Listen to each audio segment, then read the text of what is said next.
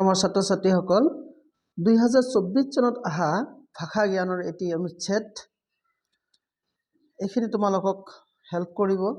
মই তোমালোকক পঢ়াই শুনাই ইয়াৰ আনসাৰখিনি কৰি দিছো তুমি নিশ্চয়কৈ মহান পৰিৱেশবিদ আৰু সমাজকৰ্মী সুন্দৰলাল বহুগুণাৰ বিষয়ে শুনিছা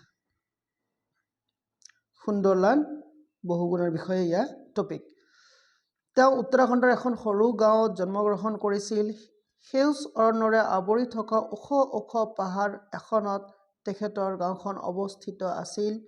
অৰণ্যখন মূল্যৱান গছেৰে ভৰপূৰ হৈ আছিল খেলৰ সামগ্ৰী প্ৰস্তুত কৰা বহুতো কোম্পানীয়ে তেওঁলোকৰ সামগ্ৰী প্ৰস্তুত কৰাৰ বাবে গছবোৰ কি কৰিছিল কাটিবলৈ আৰম্ভ কৰিছিল ইয়াৰ ফলত সমীপৱৰ্তী অঞ্চলবোৰত ভয়ংকৰ বানপানীৰ সৃষ্টি হৈছিল বানপানীৰ ফলত লোকসকলৰ বিভিন্ন সমস্যাৰ সন্মুখীন হৈছিল তেওঁলোকৰ জীৱনত অৰণ্যৰ গুৰুত্বৰ বিষয়ে বুজি উঠিছিল ইয়াই হল তোমালোকৰ সৰু এটি টপিক এতিয়া ইয়াত কি কোশ্চেন আছে আমি আলোচনা কৰোঁ সুন্দৰলাল বহুগুণা এগৰাকী মহান দেশ আছিল কি আছিল ইয়া আছিল পৰিৱেশবিদ লিখক অভিযন্তা চিকিৎসক তেন্তে কোনটো হ'ব তোমালোকৰ ৰাইট আনসাৰ পৰিৱেশবিদ চাইছা নহয় এটা তোমালোকৰ ৰাইট আনসাৰ অলপ মই ডাঙৰ কৰি লৈছো বেছি চিকনা হৈছে ফাইন তাৰ পিছত কৈছে কি তোমালোকৰ 72 নম্বৰ কোশ্চেনটো যে তেখেতৰ গাঁওখন দেশেৰে আবৃত হৈ আছিল এইটো টপিক তোমালোকৰ সহজ আছে কিহেৰে আবৃত হৈ আছিল অপচন আছে শুকান অৰণ্য মুগা অৰণ্য সেউজ অৰণ্য অন্ধকাৰ অৰণ্য কোনটো হ'ব সেউজ অৰণ্য নেক্সট তোমালোকৰ 73 কি আছিল গছ কটাৰ ফলত সংঘটিত হৈছিল মানে 73 কথা কৈছো মই গছ কটাৰ ফলত কি সংঘটিত হৈছিল ভয়ংকৰ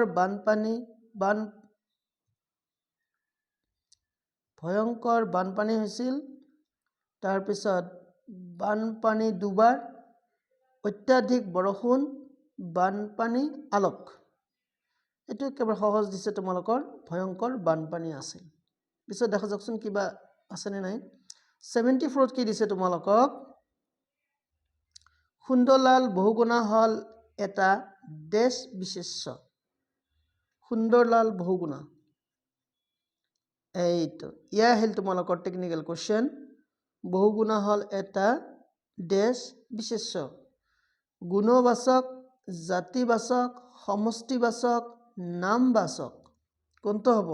সুন্দৰলাল বহুগুণা যেহেতু পাৰফেক্ট নাম এটা এজন মানুহৰ নাম সেই কাৰণে এটো হ'ব কিন্তু নামবাচক বিশেষ্য এতিয়া এখিনিতে মই তোমালোকক এটি কোশ্চেন দিম তোমালোকে আনসাৰ কৰিবলৈ চেষ্টা কৰিবা এই তোমালোকৰ গ্ৰামাৰৰ ওপৰত আচ্ছা 75 কোশ্চেনটো কি আছিল তোমালোকৰ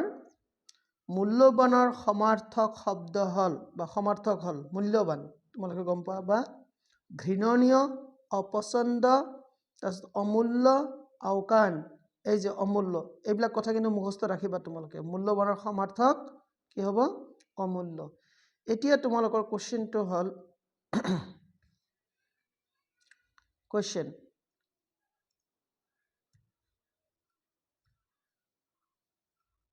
তলৰ কোনটো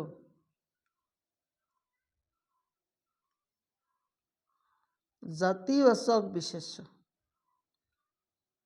জাতিবাচক বিশেষ্য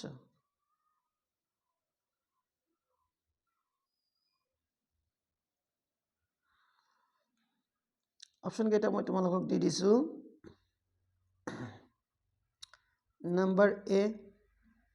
হিমালয়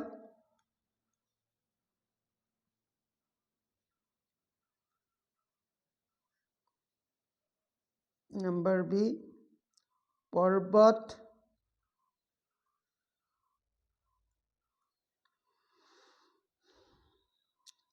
নাম্বার সি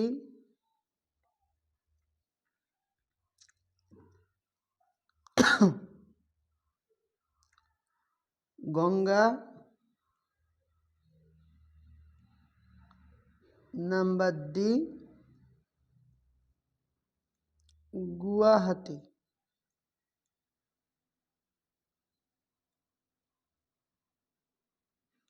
আকৌ এবাৰ সুধিছোঁ তোমালোকক কুৱেশ্যনটো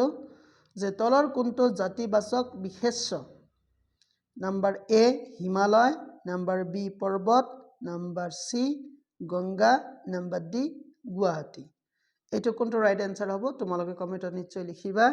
আৰু তোমালোকক কৈছোঁ কি যিমানবিলাক তোমালোকে টপিক বা অধ্যায় তোমালোকৰ আগত আহে সববিলাক পঢ়ি তাৰ আনসাৰবিলাক তোমালোকে জানিবলৈ চেষ্টা কৰিবা, কাৰণ এইবিলাকৰ ভিতৰৰ পৰাই তোমালোকৰ কমন পৰিব। যিমানে প্ৰেক্টিছ কৰিবা সিমানে তোমালোকে স্মাৰ্ট হ'বা। আশা কৰিছোঁ তোমালোকে ভিডিঅ'টো ভাল পাবা। লাইক কমেণ্ট শ্বেয়াৰ কৰিবা আৰু প্লিজ মোৰ চেনেলটো ছাবস্ক্ৰাইব কৰিবা। চোৱাৰ কাৰণে ধন্যবাদ।